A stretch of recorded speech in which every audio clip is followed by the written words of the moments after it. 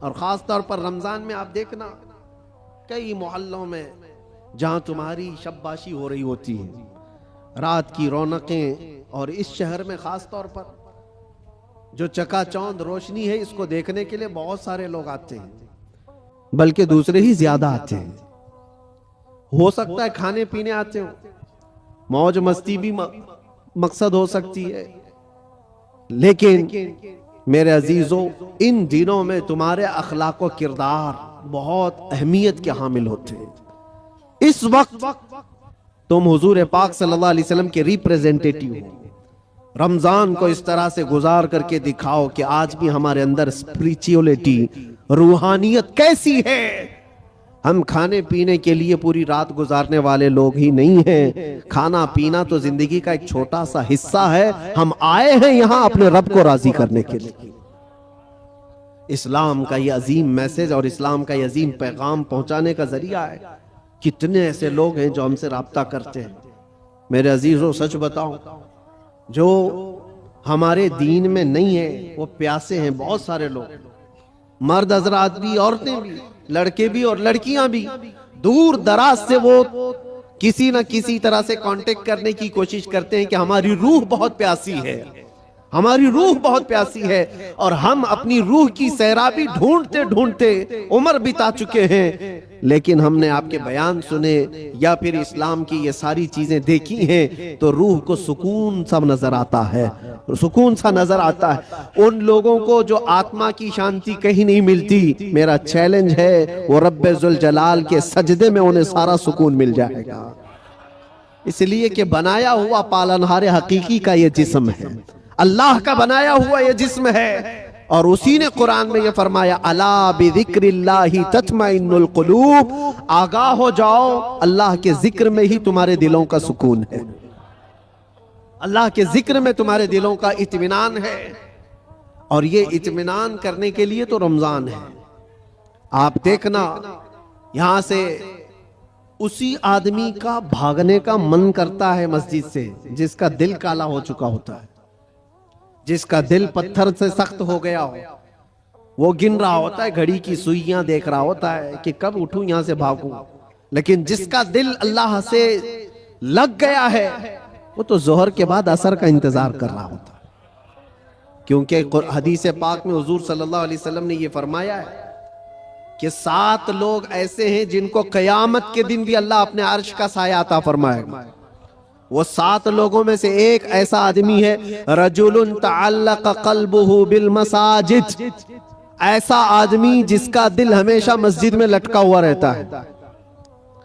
دلوں کا سکون رب ذوالجلال کے حضور ہے، اور یہ پوری دنیا کو بتانے کی بھی ضرورت ہے۔ آج نفسا نفسی کا دور ہے، مادیت پرستی ہے، لوگ آج چاہے وہ جتنے بھی چمتکار دیکھ کر کے بھاگیں، لیکن میرا ایک یقین ہے میرے عزیزوں، روح کا سکون انہیں کہیں نہیں ملتا۔ پیسے بھی برباد کیے ہوئے بہت سارے لوگ ہیں، دولت کو بے حساب خرچ کر کے اپنا حرام ڈھونڈنے والوں کو بھی میں جانتا ہوں، لیکن پھر بھی ان کو وہ روحانی سکون نہیں ملتا، کیونکہ ہمیں یقین ہے کہ یہ پوری جو باڈی ہے، یہ پورا جو جسم ہے، کسی اور نے نہیں بنایا، اللہ رب العزت نے بنایا، اور وہی بہتر جانتا ہے، اور اسی کی طرف سے اگر قلب کو سکون ملا تو مل سکتا ہے، باقی کوئی طاقت تمہیں سکون نہیں دے سکتی، کوئی طاقت نہیں۔ کوریا کا ایک شخص بہت مالدار، بلکہ میں آپ کو بتاؤں ملک کا ایسا مالدار جو ملک کی حکومتیں بدل دیتا۔ میں پورے نام کے ساتھ تفصیل میں نہیں جا رہا ہوں، لیکن وہ ایک بہت بڑی موبائل کمپنی کا مالک، پوری دنیا کو موبائل پہنچایا، ساری چیزیں کیا، لیکن اس کا آخری وقت آپ اگر مطالعہ کرو گے تو بیچارہ ایسا بستر پر آ گیا کہ ایک روٹی اس کے حلق میں نہیں جا پاتی تھی۔ اس کا بیٹا اس کی جگہ لیا، لیکن ڈاکٹرز کی جو فیس بتائی جاتی ہے نا، جو خرچہ ہوتا ہے، وہ ایک ڈاکٹر کو پر ڈے وہ لوگ 1 کروڑ روپے خرچ کرنے کو تیار تھے کہ کوئی اس کو بستر سے اٹھائے بٹھائے، مال کی کوئی کمی نہیں۔ سمندر جیسا ان کے پاس پیسہ، ان کا حساب نہ ہو، بے حساب، لیکن ایک شخص کو بستر سے اٹھانے کے لیے وہ ساری دولت خرچہ کرنے کو تیار ہے. لیکن کوئی ڈاکٹر 4 سال تک اس بندے کو اٹھا نہیں سکا. وہ کوما کی حالت میں رہا. جس حالت میں رہا، 4 سال کے بعد کروڑوں کی فیس لے کر ڈاکٹروں نے ہاتھ اٹھا دیا اور کہا یہ ہمارے بس کا کام نہیں ہے، ختم ہو چکا ہے. یہاں یاد رکھو اے نوجوانوں، دنیا میں کوئی طاقت نہ تمہیں کھڑا کر سکتی ہے نہ بٹھا سکتی ہے. قرآن میں رب تعالیٰ فرماتا ہے وَإِن يَمْسَسْكَ اللَّهُ بِضُرٍّ فَلَا كَاشِفَ لَهُ إِلَّا هُوَ وَإِن يَمْسَسْكَ بِخَيْرٍ فَلَا رَادَّ لِفَضْلِهِ يُصِيبُ بِهِ مَن يَشَاءُ مِنْ عِبَادِهِ. یہ آیت اکثر ہم جیل میں بھی پڑھا کرتے تھے. اللہ تعالیٰ قرآن میں فرماتا ہے اگر اللہ رب العزت کسی کو کوئی مصیبت دے دے، پوری دنیا مل کر کے وہ مصیبت ہٹا نہیں سکتی، اور اللہ کسی کو نواز دے تو پوری دنیا مل کر کے بھی اس نوازش کو روک نہیں سکتی، نہیں روک سکتی. اور یہ سارا اطمینان قلب اسی بارگاہ میں موجود ہے، اسی رب العالمین کی بارگاہ میں موجود ہے. آج تمہیں واپس بلانے کے لیے یہ مسجدیں پکار رہی ہیں. خاص طور پر رمضان میں ماحول ویسی بن جاتا ہے. اللہ تعالیٰ بندوں سے اتنا پیار کرتا ہے. دیکھیں تمہاری سہولت کے لیے چاند دکھتے ہی شیطانوں کو قید کر لیا گیا کہ کوئی نہ آئے ان بندوں کو بہکانے کے لیے. صرف شیاطین کا ہی نہیں، شیاطین کا ہی نہیں، حدیث پاک میں ملتا ہے جو سرکش جنات ہیں ان کو بھی قید کیا جاتا ہے. وہ بھی زبردستی کسی پر چڑھائی کر کے جو پریشان کرتے ہیں. ہندوستان میں زیادہ کرتے ہیں لگتا ہے، کیونکہ یہ جو آصف آتے ہیں، کیونکہ بابا یہاں زیادہ ہیں تو جنات بھی یہاں زیادہ ہیں، کیونکہ ہر گلی میں کسی بابا کی دکان ہے. اور جنات بھی یہی سوچ کر کے آتے ہوں گے کہ ان کا دھندا چلنے لگے یہیں سے. باقی ملکوں میں تو بہت کم نظر آتے ہیں. دوسرے ملکوں کا بھی ہم نے سفر کیا ہے، وہاں آصف زدہ لوگ، جنات جن کے اوپر آ کر کے پریشان کرتے ہیں، ایسے پیشنٹ، ایسے مریض بہت کم دکھتے ہیں.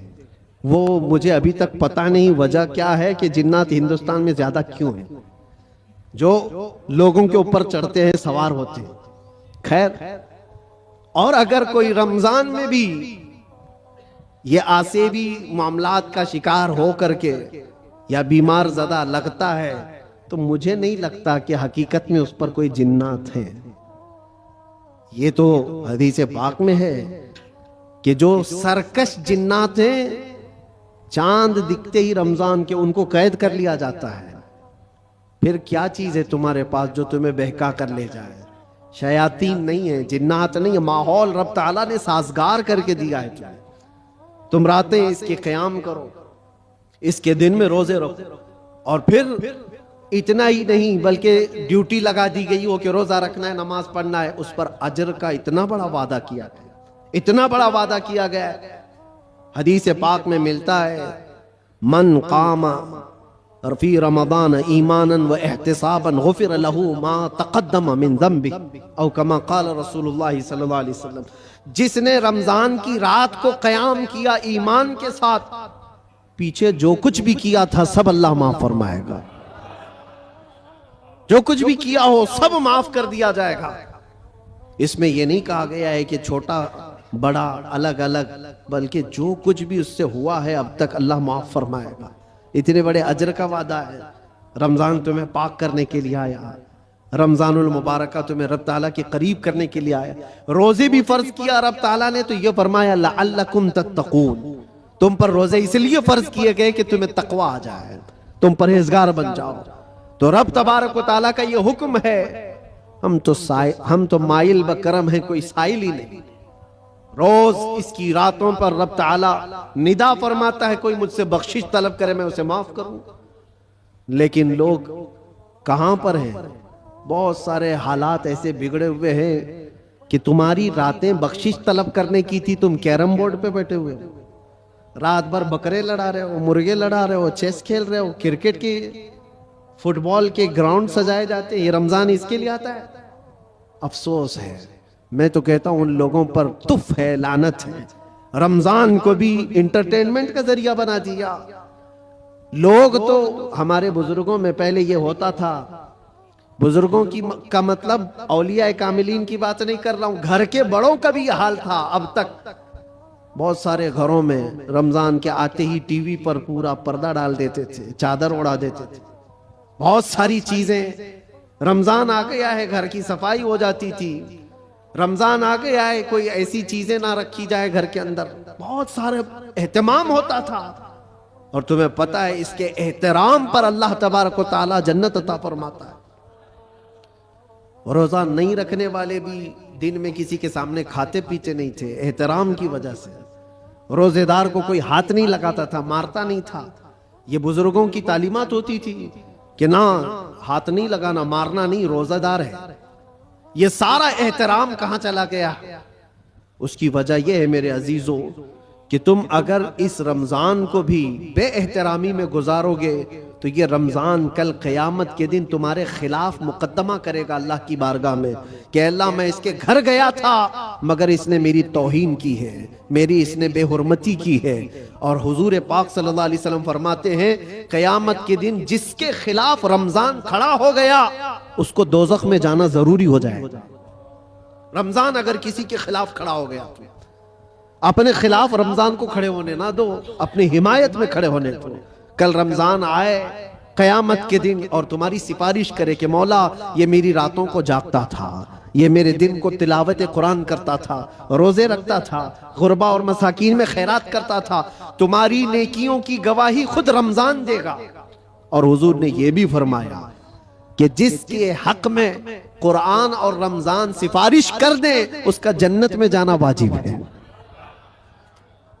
अजीज़ान गिरामी वक़ार, बस मैं खुलासा कलाम सिर्फ इतना अर्ज करना चाहूंगा कि दीन जो तुम तक पहुंचा है इस चीज पर आज खास तवज्जो के साथ मैं अर्ज करना चाहता हूं। ये बड़ी मशक्कतों के साथ तुम तक पहुंचा हुआ है। ये नहीं कि फूलों की सेज पर सज कर तुम्हारे घर में आ गया। बहुत मशक्कतें उठाई गई हैं इसके पीछे। दीन तुम्हारे घरों तक जो पहुंचा है, ये अजानें जो सलामत हैं, ये जो नमाजों की रूहानियत और ये जो नूरानियत बाकी है, इस पर बुजुर्गों की कुर्बानियां हैं, बहुत सारी कुर्बानियां हैं। इस दीन के इस असल चेहरे को बाकी रखना आज हर जवान की जिम्मेदारी है। तुम क्या समझते हो यहाँ माइक पर बैठे हुए मौलाना साहब इनकी जिम्मेदारी है इस्लाम की तबलीग करना? बल्कि हर मुसलमान पर यह जिम्मेदारी है वो अपने अखलाक और किरदार से इस्लाम का रिप्रेजेंटेटिव है। तुम्हारी जिम्मेदारी है इसको सही सलामत बचा रखना अपने घरों में। दूसरे क्या क्या कर रहे हैं इसकी तरफ अभी छोड़ दो, कीड़े वैसे ही मर जाएंगे। मौसम पर कीड़े आते हैं, होता है ना, कोई एक मौसम आता है बारिश से पहले बहुत कीड़े दिखते हैं, कोई इलाज ही नहीं होता। क्या किया जाए क्या किया जाए, उनका इलाज इतना ही होता है मौसम जाए तो खत्म ही होते हैं। वैसे ही इस्लाम के मुतालिक, कुरान के मुतालिक, नबी पाक सल्लल्लाहु अलैहि वसल्लम की साथ के मुतालिक हर्जा सराई करने वाले, दुश्मनी पैदा करने वाले हर जमाने में आते हैं, लेकिन उनका एक खास मौसम होता है। उसके बाद फिर इस्लाम उसी आबो ताप के साथ चमकता रहता है। इस्लाम वैसे ही चमकता रहेगा। ना इसको चंगेज हिला पाया, ना इसको हलाकू हिला पाया, ना इसको बड़े बड़े ताकतवर हिला पाए। 50 लाख लोगों का जिसने कत्ल किया, चंगेज वगैरह जो तारीख आप देखें, 50 लाख से ज्यादा लोगों का कत्ल जिन्होंने किया, यही सोच करके किया था ना इस धरती से पूरा मिटा दिया जाए, सफ़े-हस्ती से खत्म कर दिया जाए। हैरत की बात है जिस फौज ने बगदाद पर हमला किया था वही फौज दायरे इस्लाम में दाखिल हुई थी। जिसको इकबाल ने कहा था हरम को मिल गए पासबां सनम खाने से, हरम को मिल गए पासबां सनम खाने से। रब तबारक व तआला उन्हीं के दरमियान ईमान की हिदायत अता फरमा दी।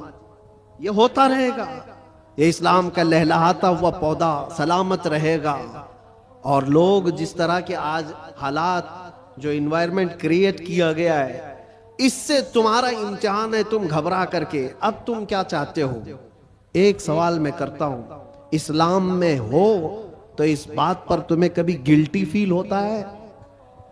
कभी शर्म महसूस होती है?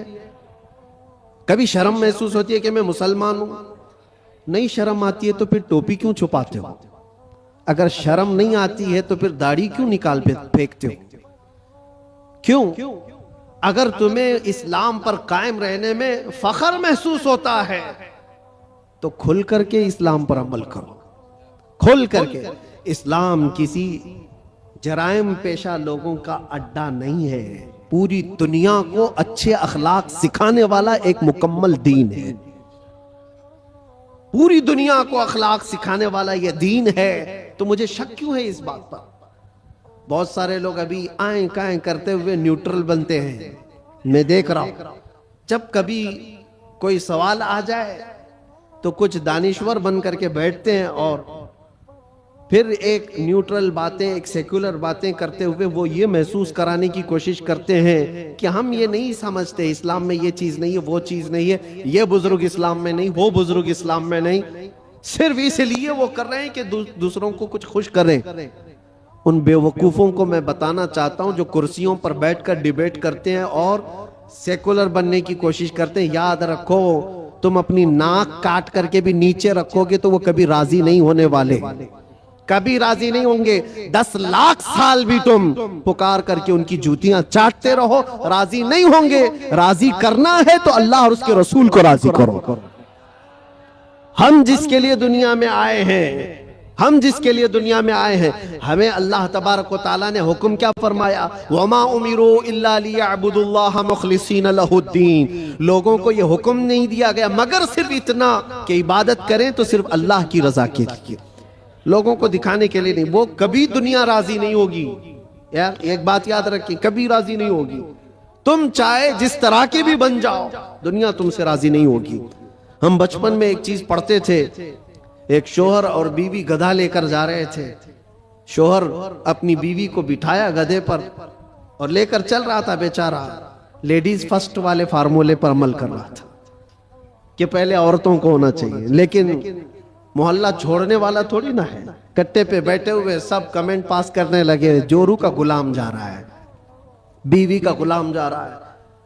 ایک حقیقت چیز ہے، اور یہ سن کر کے اس کو بہت برا لگا اور اس کی عورت کو اتار دیا، تو اتر جا میں بیٹھوں گا۔ وہ بیٹھ گیا، عورت اس کا رسی پکڑ کر کے چلنے لگی۔ آگے گیا تھا، دوسرے محلے والوں نے پکار کر کہا ظالم آدمی عورت کو چلا رہا ہے، خود بیٹھا ہوا ہے۔ اس کے بعد اس نے کہا کہ رہنے دو، دونوں بیٹھ جاتے ہیں۔ دونوں بیٹھ گئے تو تیسرا ایک محلہ آیا اور کہا کتنے ظالم ہیں، ایک سواری ہے، دو بیٹھے ہوئے ہیں۔ وہ بیچارہ گدھا جھکا جا رہا ہے، اس پر رحم نہیں کرتے لوگ۔ کہا کہ دونوں اتر جاتے، خالی لے کے چلتے ہیں۔ چوتھے محلے والوں نے کہا پاگل لوگ ہیں، سواری ہے پھر بھی چل کے جا رہے ہیں، کرے تو کیا کرے آدمی؟ ایک بیٹھے تو لوگوں کو تکلیف، دو بیٹھے تو لوگوں کو تکلیف، نہ بیٹھو تو تکلیف۔ یہ کوئی ایک لطیفہ نہیں، دنیا کا مزاج یہی ہے۔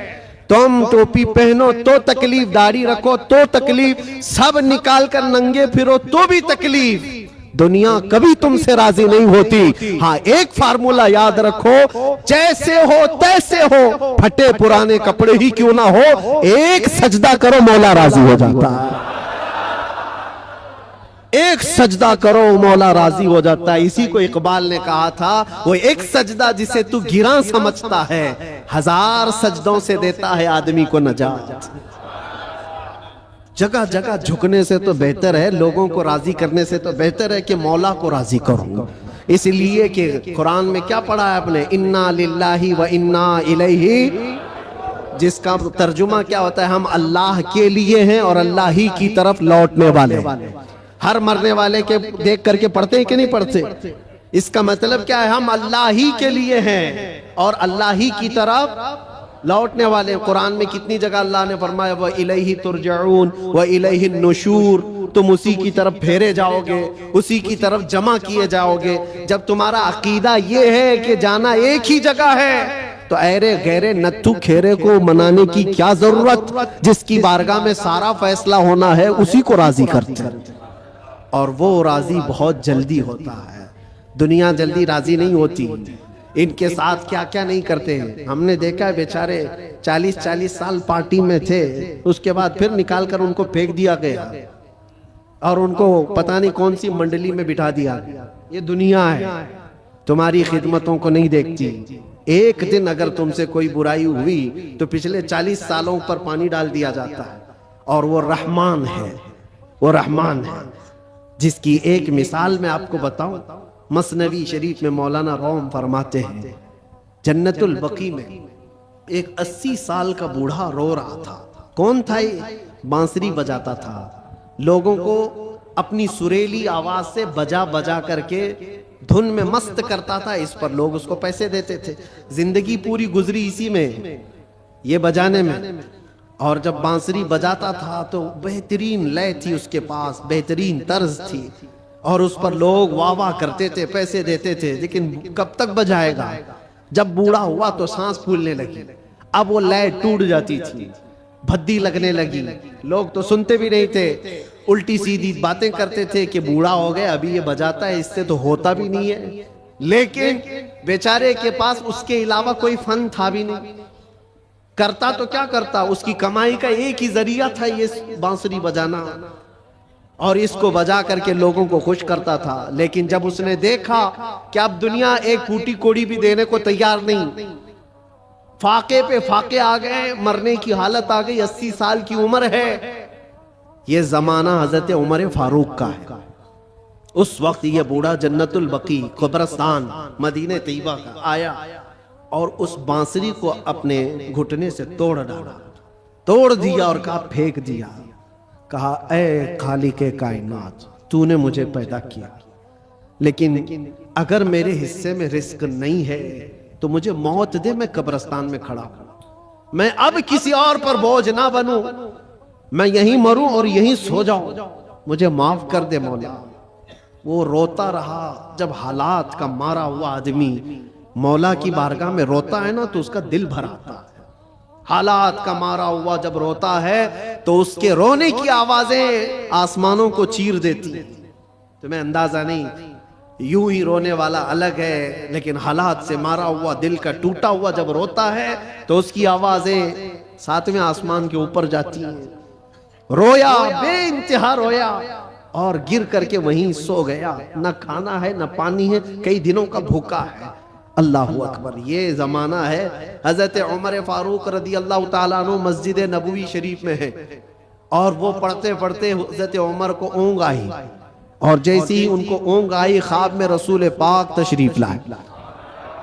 فرمایا عمر جلدی اٹھو، اپنے گھر سے کھانا پانی لو، اور جنت البقیع میں اللہ کا ایک مہمان کھڑا ہے، اسے کھلاؤ. حضرت عمر گئے، کچھ نہیں دیکھا، کون ہے کیا ہے پتہ نہیں ہے، کون ہے معلوم نہیں. حکم ہوا، گھر گئے اور توشہ دان لیا، جو کھانے پینے کی چیزیں میسر تھی سب لے کر کے فوراً جنت البقیع آئے. دیکھا کہ کون ہے یہاں پر، اتنی رات گئے، کون بندہ ہوگا. تلاش کرتے کرتے درمیان میں پہنچے تو ایک بوڑھے کو وہاں پر غش کھائے ہوئے پڑا ہوا دیکھا. اس کو اٹھایا، جیسے ہی اٹھایا وہ کانپنے لگا. وقت کا بارعب خلیفہ سامنے کھڑا ہے. وہ قیصر و کسریٰ جس سے کانپتے ہیں وہ عمر فاروق کھڑے ہیں. بوڑھا سوچنے لگا کہیں کوڑے نہ پڑ جائے، میری سزا کا کوئی وقت تو نہیں آ گیا ہے. عمر ابن خطاب سامنے کھڑے ہیں، کپ کپی تاری تھی. پوچھا امیر المومنین کیا بات ہے؟ کہا مجھے تو نہیں پتا کیا بات ہے، لیکن مجھے کھانا دے کر بھیجا گیا تجھے کھلانے کے لیے، تجھے کھلانے کے لیے. اٹھ، کئی دن سے تو بھوکا ہے، کئی دن سے تو پیاسا ہے. وہ رونے لگا اور اس کے بعد توشہ دان لیا اور پھر پوچھا کس نے بھیجا آپ کو کھانا دے کر؟ کون کہا ہے؟ کہا کون کہہ سکتا ہے؟ ہم غریبوں کا آقا، ہم بے سہاروں کا سہارا، وہ یتیموں کا ماوا و ملجا، ہاں جس کو ہر امتی کے درد کا احساس ہے، وہ خواب میں تشریف لائے. اللہ کے حکم سے حضور پاک نے مجھے فرمایا ہے کہ جا اپنے گھر سے کھانا لے جا، اور اللہ کا ایک مہمان قبرستان میں کھڑا ہے اسے کھلا آ. اتنی بات سننی تھی، وہ چیخ مار کر کے گرا اور کہنے لگا 80 سال تک میں نافرمانی کرتا رہا، 80 سال تک بانسری بجاتا رہا، دور بھاگتا رہا، آج ایک دن کیا اس رحمان کو میں نے پکارا، وہ 80 سال کی ساری چیزوں کو چھوڑ دیا اور میرے پیٹ بھرنے کے لیے وقت کے خلیفہ کو بھیج دیا. اس رحمان کا، اس ارحم الراحمین کا یہ مظہر ہے میرے عزیزوں. آپ کیا سمجھتے ہیں دنیا کو مناتے رہ جاؤ، نہیں مانتی، یہ جھوٹی ہے، مکار ہے، عیار ہے، دغاباز ہے، شہد دکھائے زہر پلائے، قاتل ڈائن شوہر کش، اس مردار پہ کیا للچائے، دنیا دیکھی بھالی ہے، سونا جنگل رات اندھیری چھائی بدلی کالی ہے، سونے والوں جاگتے رہیو چوروں کی رکھوالی ہے، آنکھ سے کاجل صاف چرا لے یا وہ چور بلا کے ہیں، تیری گٹھری تاکی ہے اور تو نے نیند نکالی ہے، وہ تو نہایت سستا سودا بیچ رہے ہیں جنت کا، ہم مفلس کیا مول چکائیں اپنا ہاتھ ہی خالی ہے۔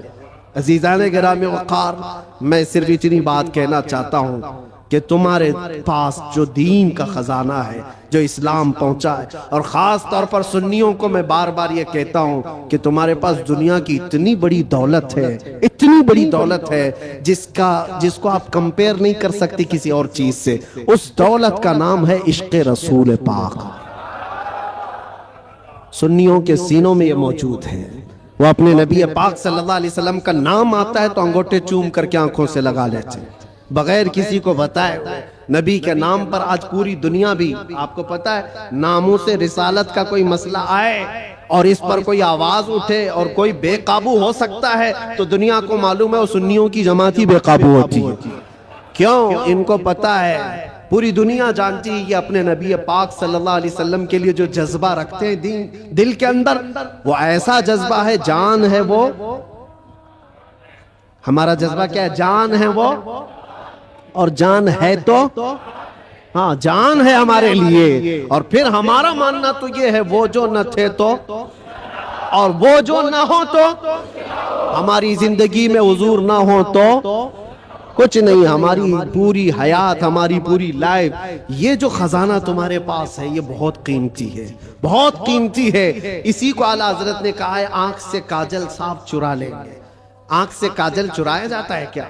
یہ جو لگا ہوا شیشی کا کاجل ہے نہیں، یہ استعارہ ہے، شعر میں کہا گیا مومنو تمہارے پاس جو آنکھ کا کاجل ہے وہ عشق رسول ہے، تمہاری آنکھوں کا وہ نور ہے، اور بہت سارے بھیڑیے گھوم رہے ہیں اسی کاجل کو چرانے کے لیے، تمہارے دلوں سے وہ نکال لیں، تمہاری آنکھوں سے وہ نکال لیں، اور بیچارے کتنے تو بہک گئے، چوری ہو گئے اور چوروں کے ہاتھ میں گر گئے، اور دلوں کے اندر سے حب مصطفیٰ نکلتی چلی گئی۔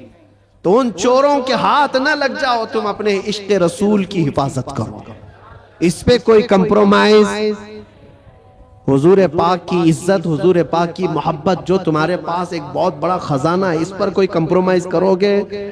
نہیں کرو۔ یہ صحابہ کا مسلک ہے، صحابہ کا مذہب ہے۔ مکہ مکرمہ میں ایک صحابی کو سولی پر لٹکا کر کے کفار و مشرکین یہ کہہ رہے تھے، ان کے ناخنوں کو پکڑ سے کھینچ رہے تھے، ان کی ناک کاٹ رہے تھے، کان کاٹ رہے تھے، ہونٹ کاٹ رہے تھے، اور آنکھوں میں گرم سلائیاں پھیر رہے تھے، اور پھر کہہ رہے تھے کہ دیکھو تمہاری جگہ محمد ہوتے تو کتنا اچھا ہوتا، تم آرام کر رہے ہوتے، ان کے نام پر تم کٹے جا رہے ہو، مرے جا رہے ہو۔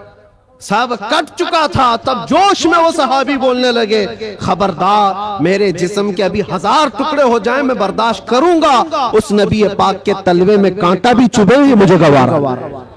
یہ دولت جس کی حفاظت یہ صحابہ کا مسلک ہے، یہ صحابہ کا مذہب ہے، جس کے تم امین ہو، جس کے تم امانت دار ہو۔ آج پوری دنیا وہ چیز کھینچنا چاہتی ہے، حالات جو کچھ بھی ہوں، جب بھی حضور پاک کی محبت کی بات آئے ساری چیزیں ایک طرف، میرے نبی کی ذات ایک طرف۔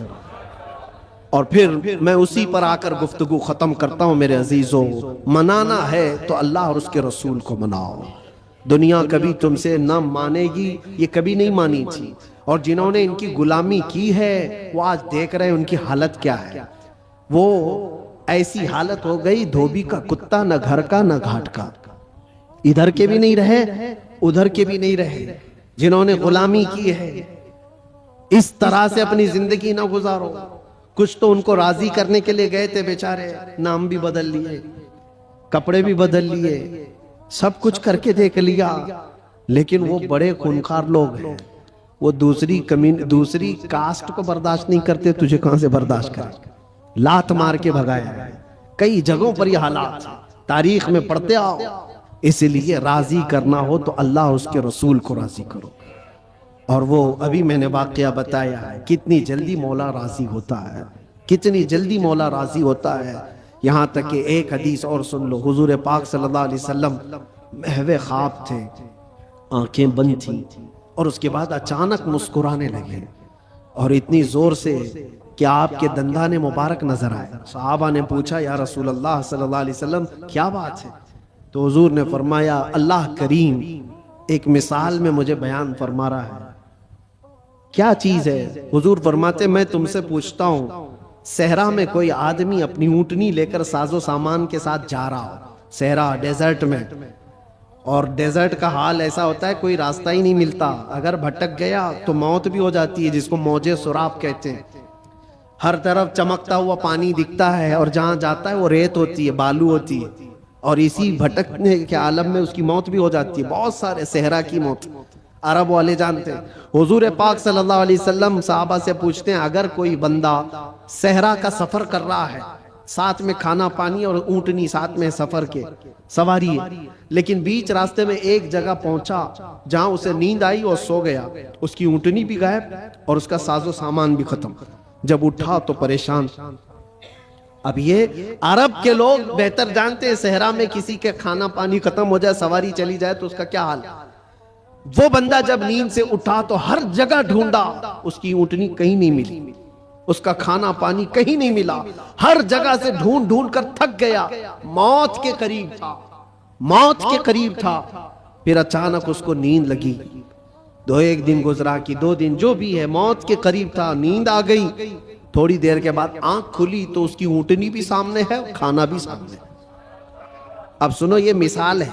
حضور پاک صلی اللہ علیہ وسلم فرماتے صحابہ سے, اے میرے صحابہ بتاؤ اس صحرا میں چلنے والے مسافر کو کتنی خوشی ہوگی اپنا کھویا ہوا اونٹ مل جائے, اپنا کھویا ہوا کھانا مل جائے, اس کی جان میں جان آئے, کتنی خوشی ہوگی. صحابہ کہتے ہیں یا رسول اللہ اس کی زندگی کی سب سے بڑی خوشی ہے وہ کہ موت کے منہ میں جا چکا تھا, لیکن واپس اس کا کھویا ہوا اونٹ بھی ملا, کھانا بھی ملا, اس کی خوشی کو تو کوئی نہیں پہنچ سکتا. حضور پاک صلی اللہ علیہ وسلم فرماتے ہیں بلا تشبیہ و بلا تمثیل, یہ مثال کے لیے حضور نے فرمایا اے میرے صحابہ جب ایک بندہ بھٹک جاتا ہے, گناہوں میں لگ جاتا ہے, اور پھر جس دن وہ توبہ کر کے واپس آتا ہے, اس مسافر کو جتنی خوشی نہیں ہوئی مولا کو اس سے زیادہ خوشی ہوتی ہے. میرا بھٹکا ہوا بندہ میرے پاس واپس آ گیا ہے, میرا بھٹکا ہوا بندہ میرے پاس واپس آ گیا. رب تبارک و تعالیٰ خوشی کا اظہار فرماتا ہے. اس لیے اے نوجوانوں, رب تبارک و تعالیٰ کی رحمت تو تمہیں تھامنے کے لیے ہمہ وقت ہے, ہمہ وقت تیار ہے, لیکن آپ اس سے دوڑے دوڑے بھاگ کر کے ان راتوں کو اگر کیرم میں, مرغے لڑانے میں, بکرے لڑانے میں اور دنیا بھر کے انٹرٹین میں گزارتے ہو تو یہ کتنی بڑی بدنصیبی ہے. اس رب تبارک و تعالیٰ کے حضور حاضر ہو کر کے اپنی بخشش طلب کرو. بس اسی کے ساتھ میں خاتمہ کرتا ہوں اپنی گفتگو کا. اور ایک بات, اسلام اور دین جو تمہارے گھروں میں, اس کی حفاظت تمہارے کندھوں پر ہے. ہر گھر میں ذمہ داری ہے, اپنے بچوں کو یہ سکھا کر کے جاؤ دین ہمارے گھر میں جو آیا ہے وہ انٹرنیٹ سے نہیں آیا ہے, یہ بزرگان دین کا فیض و کرم ہے جو ہم تک یہ دین پہنچا ہے. ان کے طور طریقوں کو زندہ رکھو.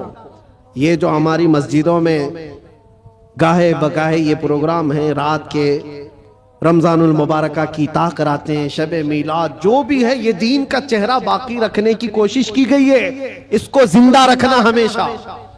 اس لیے کہ انٹرنیٹ پر بھی بہت سارے چور آئے ہوئے ہیں, نئے نئے چیزیں لا کر کے تمہارے ایمان کو لینا چاہتے ہیں. آنکھ سے کاجل صاف چرا لیں, اور ایسے بہت آئے, حدیث نمبر یہ, حدیث نمبر یہ, حدیث نمبر یہ, آیت نمبر یہ, آیت نمبر یہ, آیت نمبر یہ. صاحب نے نوجوان کو ایسا لگتا ہے کیا ریفرنس دیتا ہے, کتنا دماغ ہے اس کا. اس سے زیادہ دماغ تو وہ میڈیکل سٹور پہ کھڑا ہوا بندہ ہے جس کو ہر دوائی پتہ ہے کہاں رہتی ہے, چٹی دے کر سیدھے جا کے لا کے دیتی, اس کا کام ہے, وہ اس میں ماہر ہے.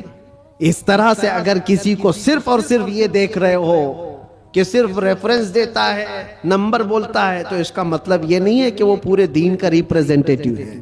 ضروری نہیں. تم تک جو دین پہنچا ہے معیار یہ دیکھنا کہ اگر غوث و خواجہ کی محبت سلامت ہے, اگر صحابہ و تابعین کی محبت سلامت ہے, تو یہ دین کا صحیح راستہ ہے.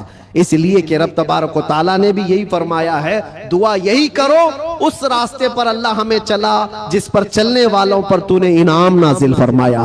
انعام کس پر نازل ہوا ہے؟ صدیق اکبر پر ہوا ہے، فاروق اعظم پر ہوا ہے، عثمان غنی پر ہوا ہے، حیدر کرار پر ہوا ہے، حسنین کے راستے پر چلنے والے پر انعام نازل ہوا ہے، وہ صحابہ تابعین اولیاء کاملین کے راستے پر چلنے والوں پر انعام نازل ہوا ہے۔ اسی راستے کا نام غوث کا راستہ ہے، اسی راستے کا نام غریب نواز کا راستہ ہے، اسی راستے کا نام مسلک اعلی حضرت ہے۔ اس سے ادھر ادھر آئیں بائیں نہ کرنا۔ اللہ سلامت رکھے دین پاک کو اور عشق رسول کو اپنے گھر میں محفوظ رکھنا ہے تو اس راستے کی حفاظت کرو، اس راستے کی حفاظت کرو، اس چہرے کی حفاظت کرو۔ اللہ کریم کہنے سننے سے زیادہ ہمیں عمل کی توفیق عطا فرمائے۔